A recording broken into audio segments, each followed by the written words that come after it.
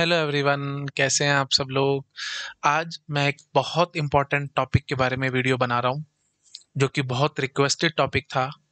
और मुझे पता है बहुत सारे स्टूडेंट्स इस टाइम पे, ये एक बहुत अच्छा टाइम है जिस टाइम पे बहुत सारे स्टूडेंट्स गेट की तैयारी करना स्टार्ट करते हैं और कुछ गलत ही डायरेक्शन में सभी चले जाते हैं, जिसके कारण उनकी रैंक नहीं आ पाती और at the end of the day उनको पैनिक होना पड़ता है।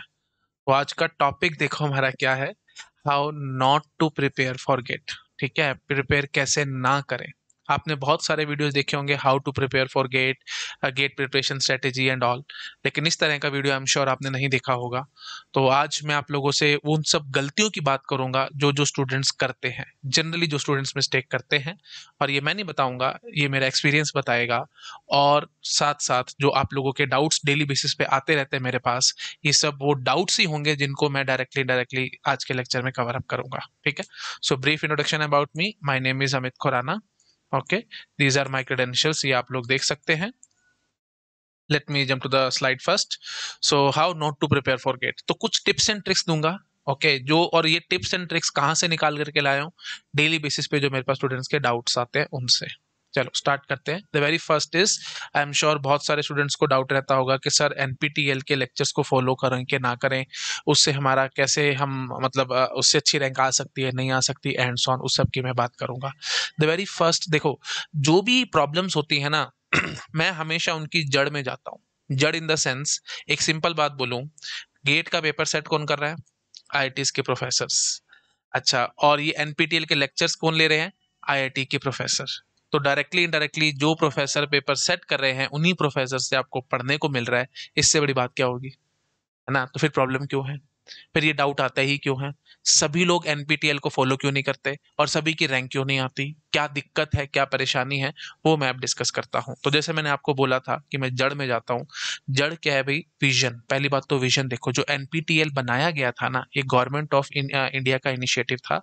किस लिए था? कि इंजीनियरिंग कॉलेजेस बहुत सारे हैं, अनएम्प्लॉयमेंट बहुत ज्यादा बढ़ती चली जा रही है। तो एक टेक्निकल नॉलेज, सब्जेक्ट नॉलेज हम लोग स्टूडेंट्स को दे देते हैं, जिससे कि वो एम्प्लॉयबल हो सके। तो ये विजन थी इंडिया, गवर्नमेंट ऑफ इंडिया की, और एनपीटीईएल बनाया गया था। ठीक है, तो basically you can say employment raise करने के लिए कि लोग एम्प्लॉयबल हो सके, क्योंकि बहुत सारे इंजीनियर्स पास आउट होते रहते हैं but they are not employable. क्यों? उनके उनके अंदर नॉलेज नहीं है, स्किल्स नहीं है। तो वो कैसे डेवलप करें, उसके लिए गवर्नमेंट ऑफ इंडिया ने ये इनिशिएटिव लिया था। GATE was not the initiative, इस बात को समझो। गेट के चक्कर में उन्होंने एनपीटीईएल नहीं बनाया था, तो विजन ही कंप्लीटली डिफरेंट है। बाद में इसको जबरदस्ती अलाइन कर दिया गया, नो डाउट, मैं इस बात को मना नहीं कर रहा हूँ, बट जो स्टार्ट किया गया था वही स्टार्टिंग नहीं थी। ठीक है। अच्छा, अब दूसरी बात क्या है? पहली बात तो समझ में आ गई, विजन इज डिफरेंट। अब देखो, मैं यहाँ पे ये नहीं कह रहा कि एनपीटीईएल को फॉलो मत करो, मैं पहले एक बात और क्लियर करके, अभी देखो ये जो पॉइंट्स है ना, यहाँ पे आपको क्लैरिटी आती चली जाएगी। देखो, द वेरी जो सेकंड पॉइंट में लिखा है ना, that is level difference. Level difference से मेरा क्या मतलब है? आईआईटीज के जो प्रोफेसर है ना, वो बहुत ज्यादा फाइन माइंड है, ग्रेटेस्ट माइंड ऑफ इंडिया है, वो one of the greatest mind of India है। फॉरेन में भी उन लोगों का नाम है, पूरे वर्ल्ड में, पूरे वर्ल्ड में उनका नाम है। आप रैंकिंग देखेंगे ना, आप QS rank, world QS ranking देखिए आईआईटीज की, तो जो भी उनकी रैंकिंग है, उनमें जो भी, जैसे कॉलेज का नाम आप खोलते हो आईआईटी बॉम्बे, उनमें प्रोफेसर का नाम आ रहा है। तो समझ रहे हो, डायरेक्टली इनडायरेक्टली पूरे वर्ल्ड में लोग उनको जानते हैं, है ना? तो सभी लगभग एमआईटी से, कोई कहीं से, बहुत बहुत अच्छे अच्छे यूनिवर्सिटी से पीएचडी होते हैं, पोस्ट डॉक वो करके आए होते हैं, तो they are very very qualified person. तो उनका लेवल ना यहाँ पे होता है। बट डायरेक्टली इनडायरेक्टली जो स्टूडेंट गेट की तैयारी कर रहा है ना, उसका लेवल यहाँ है। वो टीयर 3 कॉलेज में पढ़ा हुआ है, उसको इतनी ज्यादा नॉलेज नहीं है। अब प्रोफेसर्स अपना लेवल नहीं गिराते, वो यहीं पे ही रहते हैं, क्योंकि वो बहुत फाइन माइंड है भाई, है ना? और स्टूडेंट का लेवल यहाँ है। तो अब ये एक बहुत बड़ी बीच में ब्रिज बन जाती है, एक मिसमैच हो जाता है। तो जो प्रोफेसर्स आए, जो एनपीटीईएल के लेक्चर्स में 5 मिनट में बात बोल के भाग जाएंगे ना, उनको समझने में पूरा डीप में कि उन्होंने बोला क्या है, आपको 2 से 3 दिन भी लग सकते हैं समझने में। लग रहा होगा समझ में आ गया, बट आया नहीं होगा। तो उसमें बहुत टाइम शायद आप लोगों को खर्च करना पड़ सकता है। तो ये एक बहुत बड़ा प्रॉब्लम है, क्योंकि बात तो बेसिक है ना भाई, जो प्रोफेसर पेपर बना रहा है उसी से आप पढ़ रहे हो, तो इससे अच्छी तो कोई बात ही नहीं है। बट प्रॉब्लम इज समझ तो आए, ये एक बहुत बड़ी दिक्कत है। अच्छा, तीसरा पॉइंट जो है वो क्वेश्चन सॉल्विंग अप्रोच से आता है। मतलब इन द सेंस, आपको एनपीटीईएल के लेक्चर से थ्योरी तो मिल जाएगी, बट क्वेश्चन सॉल्विंग अप्रोच शायद आप नहीं पकड़ पाएंगे, तो वो आपको खुद से बिल्डअप करनी पड़ेगी। तो एक सिंपल बात बोलता हूँ, अगर आपको लगता है प्रोफेसर का लेवल यहाँ है और मेरा भी लेवल यहाँ है, आप दोनों का लेवल अगर मैच हो रहा है ना, इससे अच्छी कोई बात नहीं है, एनपीटीएल पढ़ो और अपनी रैंक लाओ, कोई दिक्कत नहीं है। मैं ये नहीं कह रहा कि रैंक नहीं आई है, बहुत सारे बच्चों की रैंक आई है ना, बट सिर्फ एनपीटीएल से नहीं आती है, इस बात का भी थोड़ा सा ध्यान रखना, है ना। और आ भी सकती है, मैं इस बात को मना नहीं करता, but the only thing is level. अगर आपका लेवल प्रोफेसर के लेवल के साथ मैच होता है ना, वो जो भी कुछ बोल रहे हैं आपको सब समझ में आ रहा है ना, तो ठीक है ना। और एक बात ये भी समझाता हूँ, आपको गलतफहमी हो सकता है कि समझ में आ रहा है, समझ में आया या नहीं ये आप डिसाइड नहीं करोगे, मैं डिसाइड नहीं करूंगा, डिसाइड पीवाईक्यूज करेंगे। तो अगर आपके पीवाईक्यू सारे सॉल्व होते हैं, आप एनपीटीएल के लेक्चर्स देखो, लेक्चर्स देखने के बाद अगर आपको लगता है कि आपसे पीवाईक्यू सॉल्व हो रहे हैं, तो इससे अच्छी कोई बात ही नहीं है, बस आपकी रैंक आ जाएगी, कोई दिक्कत नहीं है। बट अगर नहीं हो रहे हैं तो एक रेड अलर्ट है, आपके मन में आ रहा होगा कि हाँ भाई मेरे से तो हो रहा है, मेरे को तो आता है एंड बट वो शायद ना आ रहा हो। ठीक है, तो ध्यान रखना इस चीज का। तो ये था जी वेरी फर्स्ट पॉइंट जो स्टूडेंट्स को रहता है कि सर एनपीटीएल को फॉलो करें या ना करें। तो आई होप मैं एकदम जस्टिफिकेशन के साथ आप लोगों को चीजें समझा पाया हूँ। ठीक है, चलिए आ रहा हूँ अगली स्लाइड पे। स्टैंडर्ड बुक्स, अब ये बहुत सारे स्टूडेंट्स को डाउट रहता है कि सर बुक्स को फॉलो करें क्या रैंक लाने के लिए, कि पेज बाय पेज देखें या टॉपिक बाय टॉपिक देखें। देखो भाई, पहली बात तो ये सिंपल भाषा में समझा देता हूँ, सिंपल मैथमेटिक्स के हिसाब से चलते हैं। अगर आप फाइनल ईयर के स्टूडेंट हो या थर्ड ईयर के स्टूडेंट हो और आप गेट देना चाह रहे हो, आपके पास टाइम कम है, तो इस पॉइंट ऑफ टाइम पे पेज बाय पेज किताब पढ़ के आप कुछ नहीं उखाड़ सकते। हाँ, अगर आप फर्स्ट ईयर में हो, सेकंड ईयर में हो, गो बाय पेज, बट वही बात है, अगर आप टॉपिक बाय टॉपिक चलोगे दैट इज मच बेटर, क्योंकि गेट का सिलेबस ऐसा नहीं है कि पूरी किताब आपको पढ़नी पड़ जाएगी, किताब में से कुछ कुछ टॉपिक्स ही देखने होते हैं। बट अगर आपको लगता है कि मेरा इंटरेस्ट है, अभी तो मैं फर्स्ट ईयर में हूँ सर, अभी तो मैं स्टार्ट कर सकता हूँ, गो पेज बाय पेज, आप आराम से बुक्स पढ़िए। और बुक रीडिंग की अगर जिसकी आदत बन जाती है ना, उस वो कभी जिंदगी में मार नहीं खाएगा। ठीक है, मतलब इन द सेंस आप कहीं ना कहीं बहुत अच्छी जगह पे जाकर के सेट हो सकते हैं, क्योंकि आपके अंदर नॉलेज ग्रैब करने की ताकत बहुत ज्यादा बन जाएगी बुक रीड करने के लिए। इसलिए मैं काफी स्टूडेंट्स को बोलता भी हूँ, जो फर्स्ट ईयर सेकंड ईयर के है ना, बुक्स पढ़ो, स्टैंडर्ड बुक्स पढ़ो, इससे अच्छी कोई बात नहीं है, क्योंकि आपके पास इनफ टाइम है, आप इनफ टाइम निकाल सकते हो, आराम आराम से चीजों को करो। और जो बुक आपको सिखा सकती है और जो बुक चीजें आपको नॉलेज दे सकती है ना, वो नॉलेज शायद कहीं नहीं मिलने वाली आपको। ठीक है, but you should be in first और सेकंड ईयर। थर्ड ईयर या फोर्थ ईयर को स्ट्रिक्ट नो, मैं नहीं बोलता कि आप बुक्स को पढ़ो। ठीक है, हाँ, और अगर आप फिर भी आपको लगता है, then you can go topic by topic. और ये भी एकदम वर्स्ट केस में, अगर आपको चीजें समझ नहीं आ रही, आपने कहीं से कुछ पढ़ा है, आपको क्लैरिटी नहीं आ रही है, आपको लग रहा है कि नहीं मेरे को नहीं, मतलब दिक्कत लग रही है and so on, then you can go topic by topic in the book. But first suggestion मेरी यही रहेगी, पहले कुछ लेक्चर्स देखो, किसी को भी आप फॉलो करो, लेक्चर देखो, लेक्चर देखने के बाद समझ में आ गया पीवाईक्यूज हो रहे हैं, बहुत अच्छी बात है, नहीं हो रहे then you can go for book, और बुक में से थोड़ा बहुत पढ़ के आप उसको कर सकते हो। बट अगर स्टार्टिंग ही बुक से करोगे तो फिर समझ में आना उसमें बहुत टाइम लग सकता है, and you can fall in trap, और आप दो दो तीन तीन दिन एक ही टॉपिक के पीछे पड़े रहेंगे, किताब पढ़ते रहेंगे, समझ में कुछ आएगा नहीं, फ्रस्ट्रेट होकर आप छोड़ दोगे। तो आई होप आप समझ पा रहे होगे मैं क्या कहने की कोशिश कर रहा हूँ। और दूसरी बात यहाँ पे ये भी आती है, टॉपिक इंटरेस्ट। अगर आपको लगता है कि मेरा कोई टॉपिक है जो बहुत इंटरेस्टिंग है, मेरे को बहुत अच्छा लगता है, मेरे को तो इसको पूरा डीप में पढ़ना है, एंड सॉन, महा बकवास बात है, इससे आपकी रैंक नहीं आएगी। ठीक है, क्योंकि आप ये मान करके चलो, अगर आप 9 मंथ्स या 10 मंथ्स भी देते हो ज्यादा से ज्यादा गेट की तैयारी को, तो लगभग लगभग 1 महीना भी पूरा एक सब्जेक्ट को नहीं देना चाहिए आपको। और अगर आपने किसी सब्जेक्ट में 3-4 महीने खर्च कर दिए, तो इसका कोई फायदा नहीं होने वाला, है ना। ज्यादा से ज्यादा आप मान के चलो उस सब्जेक्ट से 10 नंबर के क्वेश्चंस आने हैं। और ये बात भी मैं समझा देता हूँ, 10 का आना है तो 10 के 10 मार्क्स को आप टारगेट करके नहीं चल सकते।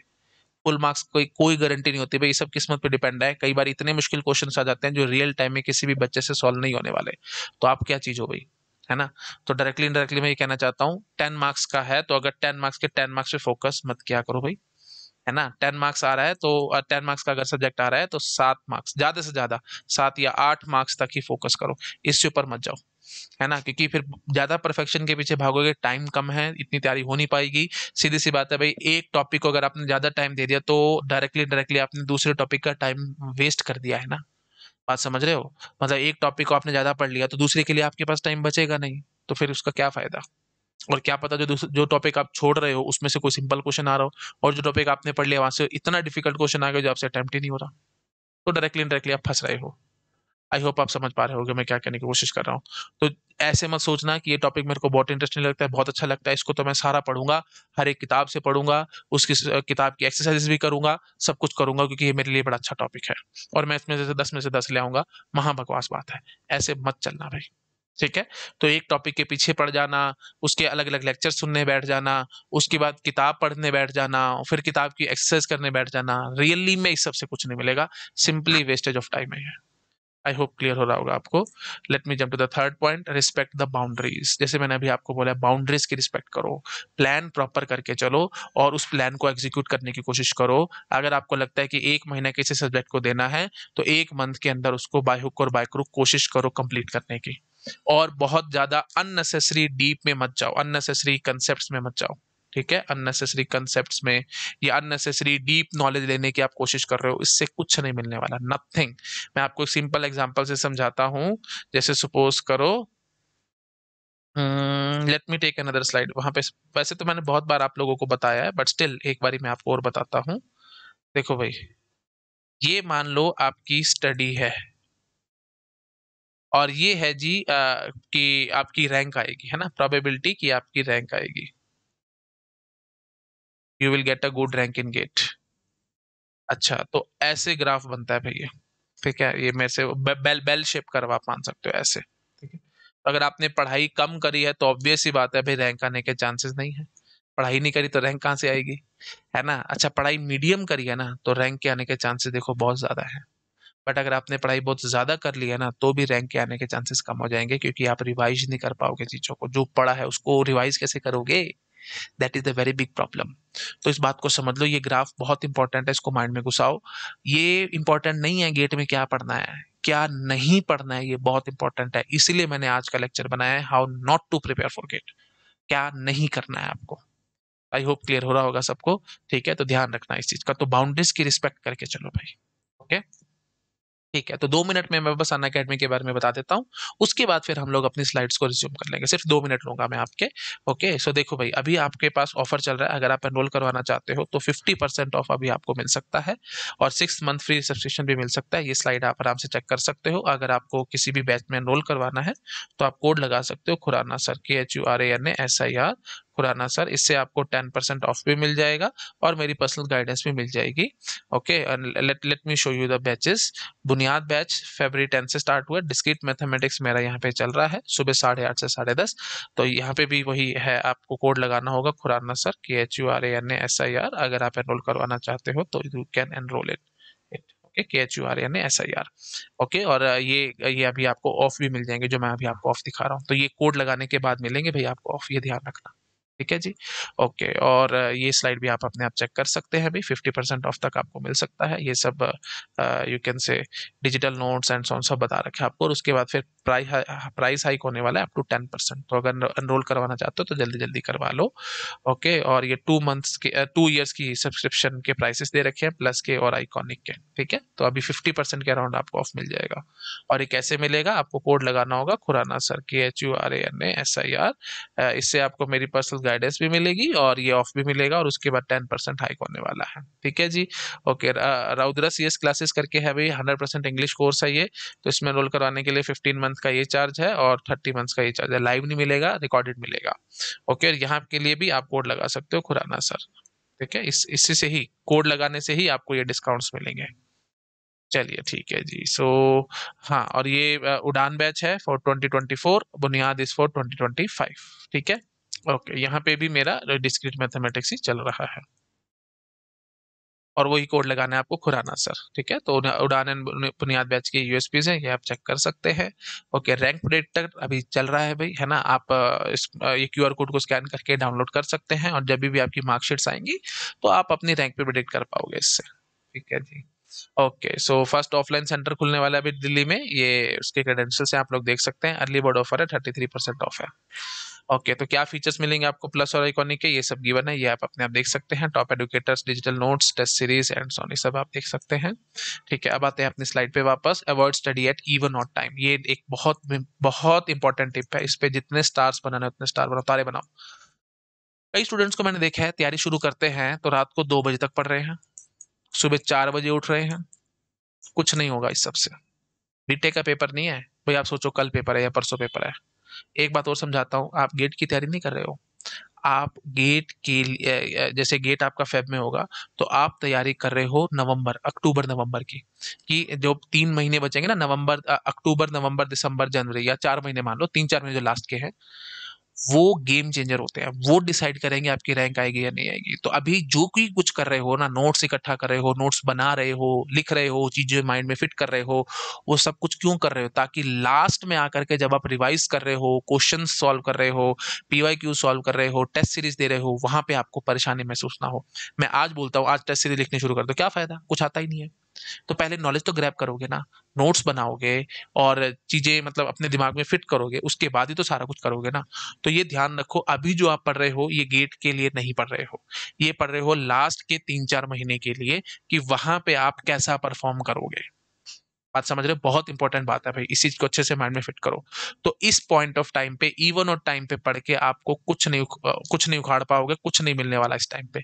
ना ही कुछ रिजल्ट्स मिलने वाले, ना ही कुछ होने वाला। तो इवन और टाइम पे अभी तैयारी मत करो, रात को 2 2 बजे तक जाग रहे हो, सुबह सुबह उठ रहे हो, कुछ नहीं होगा, nothing. You will gate absolutely nothing. पढ़ोगे भी सही, भूल जाओगे, क्योंकि आपने अपनी बॉडी को टॉर्चर किया हुआ है। ऑब्वियस सी बात है, 2 बजे तक नॉर्मल आदमी नहीं जा सकता, सवेरे 4 बजे नहीं उठ सकता। तो अगर आप उठ रहे हो तो आप डायरेक्टली इनडायरेक्टली अपनी बॉडी को टॉर्चर कर रहे हो, और टॉर्चर करके बॉडी को पढ़ोगे तो उससे कोई फायदा नहीं होगा। आज पढ़ोगे कल भूल जाओगे। तो पूरा दिन थोड़ा है क्या तुम्हारे पास? पूरा दिन है ना, आराम से उसको यूटिलाइज करो। ठीक है, आराम से स्लॉट्स बना लो। ठीक है, सुबह 8 से 10 पढ़ लिया, है ना, या कॉलेज होता है आपका तो सुबह 7 से 9 पढ़ लिया, जैसे आपका मन कर रहा है। 2 घंटे सुबह निकाल लिए, 2 घंटे शाम को निकाल लिए, मोर देन सफिशिएंट है। सिंपल बात बोलूंगा, लंबी रेस का घोड़ा बनना है तुम्हारे को। ठीक है, स्प्रिंट नहीं मारना।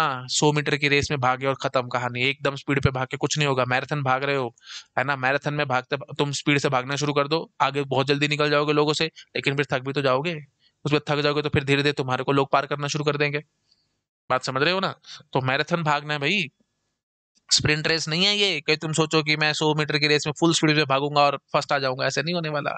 यहाँ पे वो जीतेगा जो कंसिस्टेंसी के साथ मेहनत कर रहा है। तो कंसिस्टेंसी बनाओ। ठीक है, आई होप समझ में आ रहा होगा। चलो जी, तो इवन और टाइम पे स्टडी बिल्कुल मत करना भाई, ये आपको बहुत परेशान कर देगी इस पॉइंट ऑफ टाइम पे। आराम आराम से चलते रहो, ठंडे रहो। मुझे पता है अभी बहुत जोश होता है बच्चों में, लेकिन इस जोश का कोई फायदा नहीं होगा, क्योंकि आप जितनी जल्दी गर्म जोश बन रहा है ना, उतनी जल्दी ठंडा भी हो जाएगा, तो उसका कोई फायदा नहीं है फिर। आई होप समझ पा रहे होगे आप लोग। अच्छा, मोनोटोनस वर्क को जितना हो सके अवॉइड करो। मोनोटोनस वर्क मतलब एक सब्जेक्ट के पीछे पड़ गए, जैसे टीओसी, सवेरे भी वही पढ़ रहे हो, दोपहर को भी वही पढ़ रहे हो, रात को भी वही पढ़ रहे हो, सारा दिन वही वही वही पढ़ते जा रहे हो, कोई एफिशिएंसी नहीं बनेगी। थोड़ा सा मिंगल अप करो चीजों को, है ना। कोई एक आधा पीवाईक्यू, थोड़ा बहुत पीवाईक्यू सॉल्व कर लिए, थोड़े बहुत क्वेश्चन, थोड़ा बहुत मतलब टेस्ट सीरीज के क्वेश्चंस देख लिए, है ना, या जो जहाँ पे भी आप कोचिंग में एनरोल हो वो क्वेश्चंस देख लिए, या फिर थोड़ा बहुत यू कैन से डिफिकल्ट सब्जेक्ट देख लिया, थोड़ी बहुत रिवीजन कर ली। मतलब पूरा मिक्स मिक्स काम करो, जितना हो सके मिक्स काम करो, उससे एफिशिएंसी बहुत अच्छी आएगी। मोनोटोनस वर्क के पीछे मत भागना। ठीक है, चलो आ रहे हैं अगली स्लाइड पे। मतलब एक ही काम को बार बार करते जाओ, उससे कुछ नहीं फायदा। अच्छा, अवॉइड डिफिकल्ट प्रॉब्लम्स, ये बात भी इंपॉर्टेंट है। देखो कुछ कुछ क्वेश्चंस होते हैं जो बहुत ज्यादा मुश्किल होते हैं, तो उसके पीछे अगर आप पड़े रहोगे कि नहीं भाई नहीं, मेरे को तो इसको बाय हुक और बाय क्रुक सॉल्व करना ही करना है, हैंड्स ऑन। वो कुछ ऐसे क्वेश्चंस भी होते हैं जो रियल टाइम में ना किसी से भी सॉल्व नहीं होता है। I am using the word real time, real time in the sense GATE में बैठ के अगर इमेजिन करो वो क्वेश्चन तुम्हारे सामने आया, तो वो नहीं होगा। नहीं होगा तो फिर उसके पीछे अपना टाइम पास क्यों करना है? बार बार समझा रहा हूँ भाई। मैंने ऐसे देखो, ये मैं नहीं बता रहा, मेरा एक्सपीरियंस बता रहा है। मैंने ऑफलाइन क्लासेस में 8 साल से भी ज्यादा टीच किया है, बहुत साल मैंने पढ़ाया ऑफलाइन क्लासेस में। और वहां पे क्या होता था ना, कुछ कुछ स्टूडेंट्स का ग्रुप होते थे जो बहुत डिफिकल्ट डिफिकल्ट क्वेश्चंस को सॉल्व करने के पीछे घूमते रहते थे, और वो करते भी रहते थे। और कुछ स्टूडेंट्स होते थे जो ज्यादा नहीं करते थे, वो इजी इजी काम ही करते थे, ज्यादा मतलब उनका दिमाग इतना चलता भी नहीं था और इतना वो कर भी नहीं पाते थे। लेकिन होता क्या था, जब गेट का पेपर हो जाता था, जब रैंक की बात आती थी ना, जो स्टूडेंट्स घुसे पड़े थे ना डिफिकल्ट क्वेश्चंस में, उनकी रैंक नहीं आती थी। जो सिंपल चीजें कर रहे थे ना, उनकी रैंक आ जाती थी। रीजन बीइंग, रीजन बीइंग उनकी डायरेक्शन गलत थी। जो डिफिकल्ट के पीछे भाग रहे थे वो बस अननेसेसरी डीप का काम कर रहे हैं, अननेसेसरी चीजों को कर रहे हैं। एक सिंपल बात समझाता हूँ, एक सिंपल बात से आपको समझ में आएगा। कोई काम है, यू हैव अ वर्क, एक पर्सन एक्स है जो उसको 1 साल से कर रहा है, या 2 से, चलो 3 मान लो, ज्यादा से ज्यादा 3 से ऊपर मत मानना, 3 3 साल तक, 3 साल वो कर रहा है ये काम। और एक आदमी वाई है जो इस काम को 15 से 20 साल से कर रहा है। अगर तुम यहाँ खड़े देख रहे हो, तो अगर तुमको ये काम करवाना है तो किस पे ट्रस्ट करोगे, एक्स पे के वाई पे? ऑब्वियस बात है वाई पे, क्योंकि उसको एक्सपीरियंस ज्यादा है। अभी वाई कौन है? टीचर। एक्स कौन है? स्टूडेंट। तो ज्यादा अपने फ्रेंड्स और ज्यादा लोगों के पीछे, स्टूडेंट्स के पीछे मत भागना कि हाँ भी मुश्किल मुश्किल क्वेश्चन करो तभी सॉल्व होगा, तभी होगा एंड सो ऑन। जो टीचर्स पढ़ा रहे हैं आपको वो तो सिंपल काम कर रहे हैं, ज्यादा टफ नहीं कर रहे हैं एंड सो ऑन, उससे बात नहीं बनेगी। महा बकवास बातें हैं भाई। तो जिसको ज्यादा एक्सपीरियंस है उसकी सुनो, उसके हिसाब से चलो, रैंक आपकी बड़े आराम से आ जाएगी। अननेसेसरी डीप की चीजें आई एम यूजिंग, प्लीज डीप में जाना कोई बुरी बात नहीं है, मैं भी जाता हूँ और बहुत डीप में चीजों को पढ़ाता हूँ। आई am using the word unnecessary deep. जबरदस्ती के चीजों में घुसना, जबरदस्ती के कंसेप्ट में टाइम पास करना, कोई फायदा नहीं है इससे। बिल्कुल रैंक नहीं आती, मैं सच बता रहा हूँ, लिख करके देता हूँ आपको, बात नहीं बनती ऐसे। मैंने आपको ये इतना अच्छा ग्राफ से भी समझाया है ना, ये ग्राफ से समझाया है कि नहीं? ये है ना, तो स्टडी बहुत ज्यादा कर ली, अननेसेसरी डीप्स में घुसते चले गए, क्या फायदा? आपकी रैंक नहीं आने वाली भाई, क्योंकि आप चीजों को रिवाइज भी नहीं कर पाओगे ना, इतना करके कर फायदा भी नहीं है। ठीक है, तो जबरदस्ती की प्रॉब्लम्स के पीछे मत भागो। अच्छा, आगे है जी एक बेसिक्स को इग्नोर करना। बहुत सारे स्टूडेंट्स होते हैं जो बेसिक्स को इग्नोर करके चलते हैं और सीधा क्वेश्चंस पे जंप करते हैं और कहते हैं कि सर हम तो क्वेश्चंस करेंगे, ये तो फालतू के बेसिक पॉइंट्स है, ये तो हमारे को आते हैं एंड सो ऑन। बट नहीं, प्लीज मेरी सजेशन है, इग्नोर मत करना बेसिक्स को। क्वेश्चन गेट में ज्यादातर बेसिक्स से ही आते हैं, डीप के बहुत ज्यादा क्वेश्चंस नहीं आते हैं। ठीक है, तो प्लीज इस बात को समझ लो, बेसिक्स को बहुत ज्यादा स्ट्रॉन्ग करना। कोई नींद में उठा के भी तुमसे पूछता है ना कि हाँ भाई ये बता, तो आपको बताना आना चाहिए, तो इसका मतलब आपके बेसिक साफ है। आई होप क्लियर हो रहा होगा। ठीक है जी, लास्ट है जी, consistency is the key to success. ये तो बहुत इंपॉर्टेंट पॉइंट है, इसको तो मैं जितना भारी बोलूँ उतना कम है। तो अगर ऐसे मत करना प्लीज कि आप दो दो तीन दिन तो 12-12 घंटे पढ़ लिए और उसके बाद फिर 2 से 3 एक एक दिन या 2 दिन बीच में से रेस्ट मार लिया, लगा भाई छोड़ यार आज मन नहीं कर रहा, आज नहीं कर रहा, मैं थका हुआ हूँ एंड सो ऑन। तो ऐसे बात नहीं बनती भाई। ठीक है, डेली बेसिस पे 3 से 4 घंटे तो कम से कम निकालो अपनी तैयारी के लिए, और 1 साल तक पूरा लगातार मेहनत करनी है। तो इसलिए मैं कहता हूं पढ़ना कोई मुश्किल काम नहीं है, लगातार पढ़ना मुश्किल काम है और एक फिक्स पेस के साथ मेंटेन करके चलना मुश्किल काम है। तो अगर आप चाहते हो कि मेरे से गाइडेंस मिले आपको और आप मेरे से पूरा डीप में इस चीज़ों को पढ़ना चाहते हो, then you can join the Unacademy. मैंने आपको ऑफर्स वगैरह सब बता दिए हैं, कोड लगा सकते हो खुराना सर, इससे आपके लिए ऑफर्स वगैरह सब खुल जाएंगे, है ना, और मेरी पर्सनल गाइडेंस भी आपको मिलेगी। तो एनरोल करवाना चाहते हो तो जल्दी जल्दी करवा लो, बेस्ट टाइम है ये, है ना, और जितनी जल्दी एनरोल करवाओगे उतना आपका फायदा है। But at the end of the day अगर आप सोचोगे कि अगस्त में, क्योंकि बत्ती तो जलेगी जलेगी, आज नहीं तो कल तो बत्ती तो जलनी जलनी है दिमाग की, है ना। अभी आपको लग रहा है जोश भी है, मैं कर लूंगा, यूट्यूब से देख लूंगा, कहीं से भी फ्री रिसोर्सेज बहुत अवेलेबल है, मैं मना नहीं कर रहा, बहुत अवेलेबल है फ्री रिसोर्सेज। आपको लगेगा हम कर लेंगे, सब हो जाएगा, but at the end of the day you might face difficulties. तो अगर आपका जून जुलाई में सोचा कि चलो आप ज्वाइन कर लेते हैं, या अगस्त में आकर के सोचा, करोगे ज्वाइन, मुझे पता है बहुत सारे स्टूडेंट्स करेंगे उस टाइम पे join, but at the end of the day आपको प्रॉब्लम्स फेस करनी पड़ेंगी। तो अगर आप चाहते हो कि सब कुछ स्मूथ चले, इजीली आप सब कुछ कर पाओ, you can join as early as possible. Thank you so much, bye bye.